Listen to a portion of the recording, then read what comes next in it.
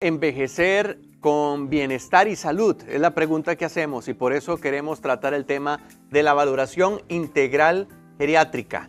Un enfoque que mira a la persona adulta mayor en toda su dimensión, en lo físico, lo emocional, en lo social.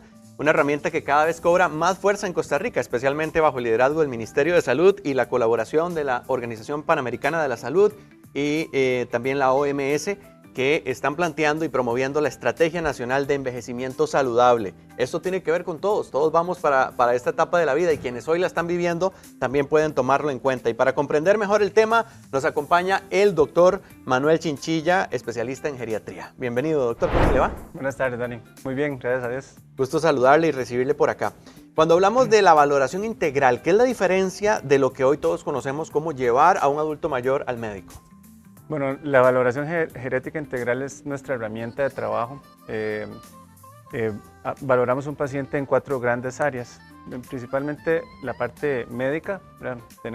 Hay más incidencia de enfermedades crónicas, hipertensión, diabetes, colesterol alto, tiroides. Entonces queremos que eso esté bien controlado porque de no hacerlo así, eso va a tener repercusiones a mediano o largo plazo.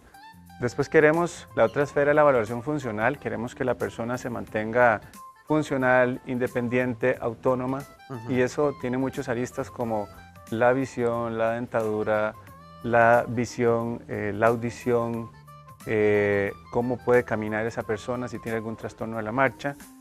Luego viene la parte social, nos interesa si esa persona tiene un grupo de apoyo, y no menos importante es la parte cognitiva, que los pacientes pueden tener un riesgo mayor de depresión, ansiedad o de fallos en memoria. Entonces, nuestra herramienta hace una valoración de todas esas áreas para poder establecer un plan de trabajo.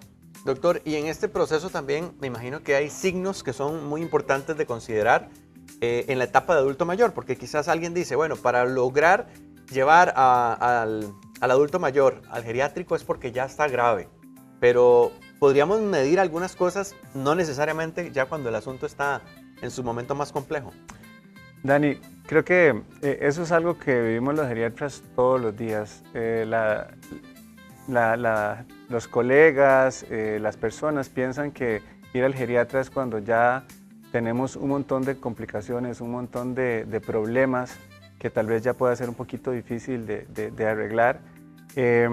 Uno quisiera que la geriatría, esta valoración geriátrica sea en personas que están bien, en personas que están robustas, para poder identificar ciertas conductas o ciertas enfermedades no controladas que nos permitan establecer un plan que pueda mantener a esa persona independiente. Ok, y esa independencia en ocasiones no la consideramos porque descuidamos algunas áreas importantes. Y ahora me gusta mucho el tema de valoración integral porque estamos hablando de la parte física, emocional y social.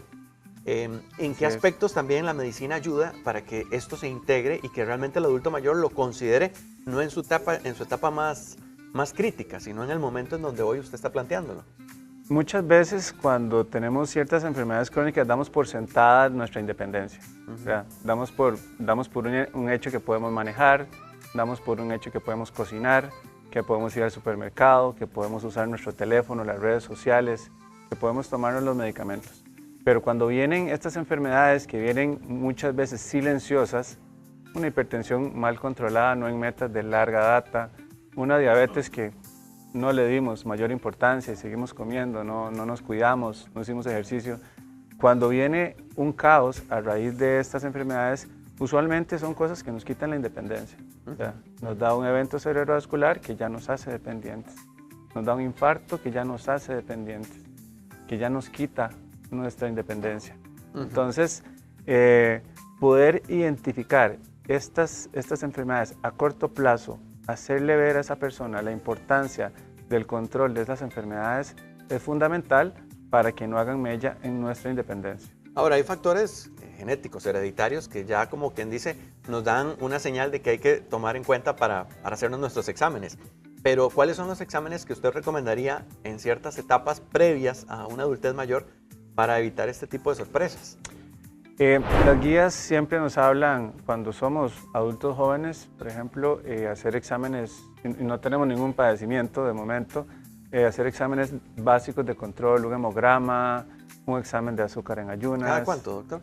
Anualmente. Si no padecemos de nada y estamos bien, anualmente podemos hacer hemograma, un perfil de lípidos, una glicemia, función renal, función tiroidea, un electrocardiograma. Eso sería algo básico para alguien que es conocido sano. A veces decimos desconocido enfermo. Ajá. Bueno, y es que justificamos que estamos tan ocupados que ni siquiera nos cuidamos nosotros en estos factores tan necesarios como el tema de la salud. Doctor, y también una de las facetas que vemos como adultos mayores es que apareció un mal, apareció un dolor, apareció algo por allí que se complica y como que se va sumando y encontramos una lista de medicamentos que ya hasta nos venden las cajitas que dicen qué día hay que tomar para tener esa frecuencia. ¿Qué cuidados hay que tener también con el tema del medicamento a la hora de trabajar este tema de la valoración integral? Muy importante ese concepto que dices, Dani, porque eso se llama polifarmacia.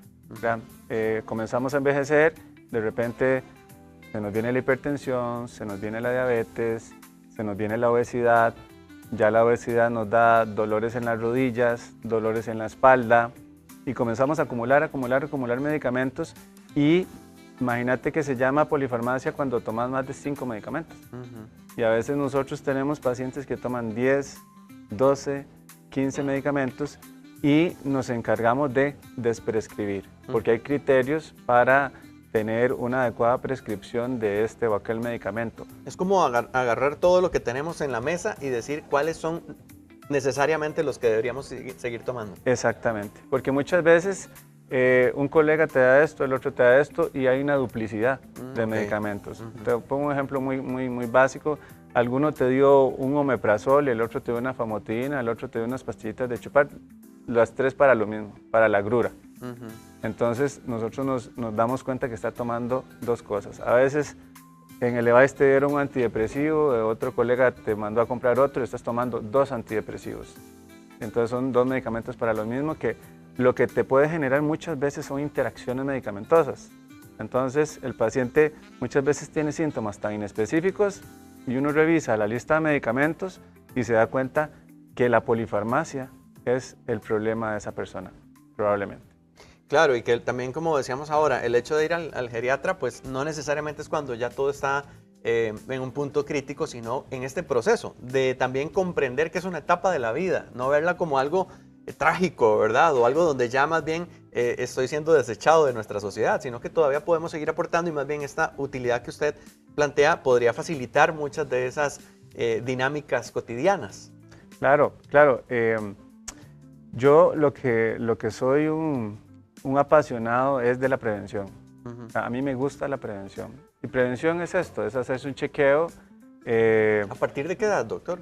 Para que la gente también lo considere, porque a veces a mí me decían, después de los 40 ya va a tener presbicia. Y entonces, bueno, a ver si es cierto. Y me pasó, pero entonces hay edades que deberíamos tener ahí en nuestra agenda también. Te vas a sorprender, en el penúltimo congreso de geriatría que tuvimos acá, la Asociación Costarricense de Geriatras, vino un colega que se llama Robinson Cuadros a darnos una charla magnífica, ¿verdad? Que él decía, ¿en qué momento tenemos que ir donde el geriatra? Y hablaba incluso hasta los 50 años. Que a los 50 años uno debería pensar, ¿qué estoy haciendo? ¿Qué estoy haciendo bien? ¿Qué me falta por hacer? ¿Qué debo modificar en mis hábitos de vida para poder mantener mi independencia y seguir siendo una persona que en geriatría, alguien que está muy bien, llamamos robusto? ¿Qué tanto afecta a nuestro entorno social también en la etapa de adultez mayor para hacer una buena valoración? La esfera social es fundamental, ¿verdad? Cada vez vemos más gente que llega a la adultez mayor y no tiene una red de apoyo.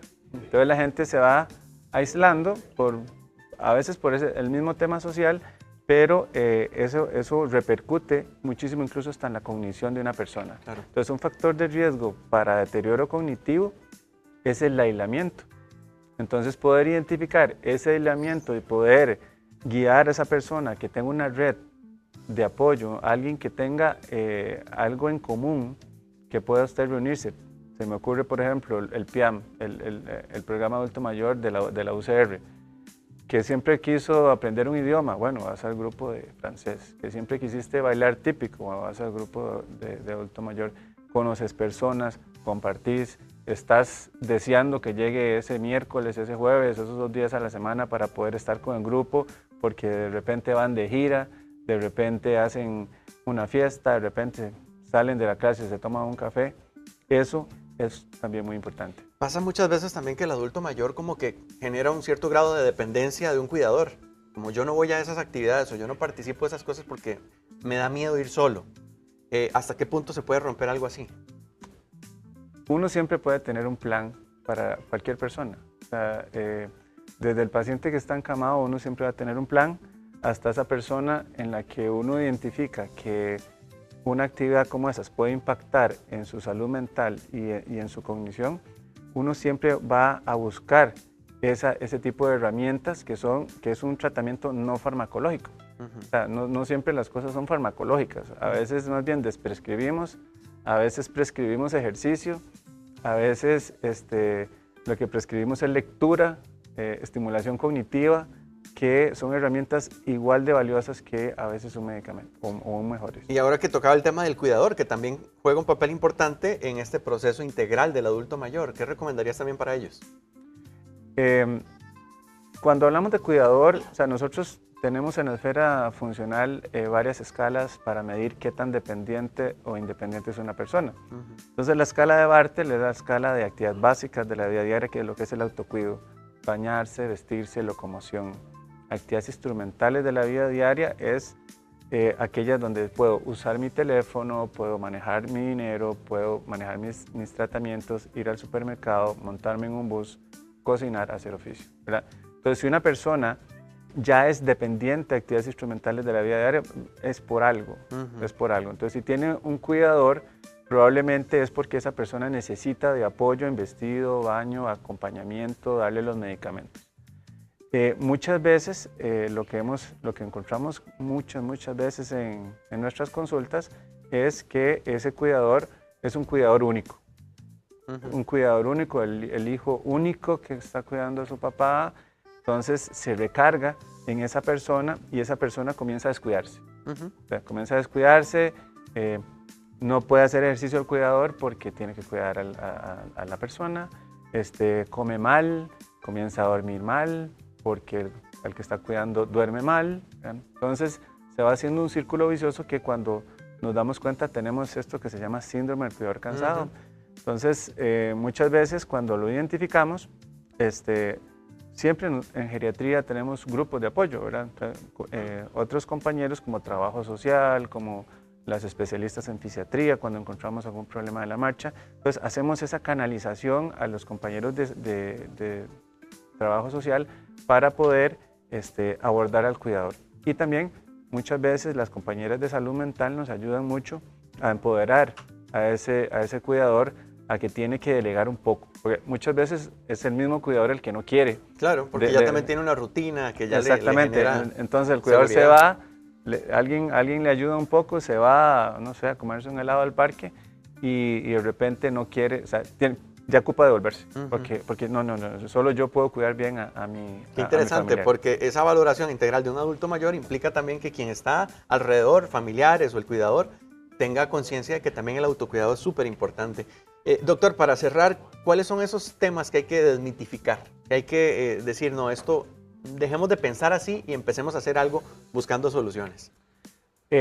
Para mí la solución mía va a ser la prevención. Va a ser acercarse a un servicio médico o un servicio geriátrico para hacer una valoración preventiva, una evaluación que te permita identificar cosas modificables. O sea, que no haces ejercicio, nunca hiciste ejercicio, bueno, vamos a empezar con una rutina de ejercicio poco a poco. No lees, nunca quisiste leer, nunca quisiste aprender un idioma, pero tal vez ahora tenés la posibilidad de hacerlo, hágalo.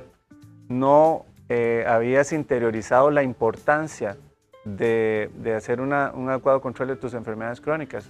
Bueno, es un buen momento para empezar. Entonces, la parte preventiva, te diría, ejercicio es la base en cualquier momento de la vida. Hacer ejercicio es fundamental, pero también hacerse exámenes preventivos, tamizajes como qué sé yo, la mamografía, como el guayaco para lo que es cáncer de colon, el antígeno prostático, ultrasonido de próstata, vacunación también es muy importante para prevenir un montón de complicaciones cuando lleguemos a ser adultos mayores. Bueno, entonces no tengan miedo, los geriatras son buenos, buena gente, como nuestro querido invitado de hoy, don Manuel Chinchilla, quien nos acompañó en este tema tan valioso como la valoración integral geriátrica. Doctor, ¿dónde me lo pueden contactar? Más bien, muchas gracias por acompañarnos. En el Instituto Vivit, acá en Tibás, ahí estamos dando consulta. Perfecto. Con